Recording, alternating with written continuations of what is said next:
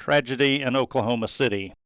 On April 19, 1995, the Alfred P. Murrah Federal Building in Oklahoma City absorbed the blast of a 5,000-pound bomb planted by domestic terrorists. The building was home to numerous federal offices, including a Marine recruiting station. 2 minutes before the explosion, Captain Randy Norfleet arrived at the Murrah Building.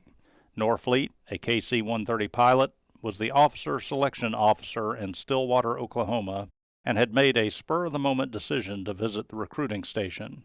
He met Sergeant Benjamin L. Davis as he entered the office, and Davis asked Norfleet to check on his meritorious commissioning package. Norfleet called Headquarters Marine Corps, but kept getting a busy signal, so he hung up and walked out of the office. That's when it happened. The explosion that would take the lives of 168 victims, including 19 children, and injure more than 600. Norfleet was thrown into a wall and had a skull fracture, broken nose, and a piece of glass in his right eye, in addition to a severed artery in his wrist. He eventually regained consciousness and made his way to a hospital.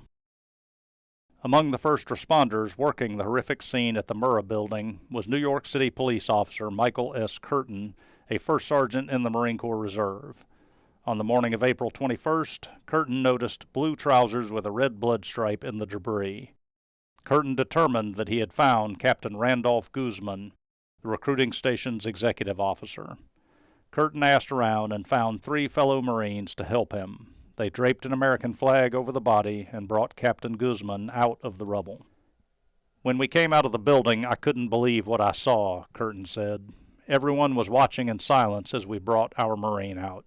You could tell the veterans. They were the ones saluting, with tears in their eyes." Sergeant Davis also lost his life in the explosion and never learned that his commissioning package was accepted just the day before. Tragically, Sergeant Major Michael Curtin, U.S. Marine Corps Reserve, would later lose his own life to an act of terrorism as he died on September 11, 2001 at the World Trade Center attack.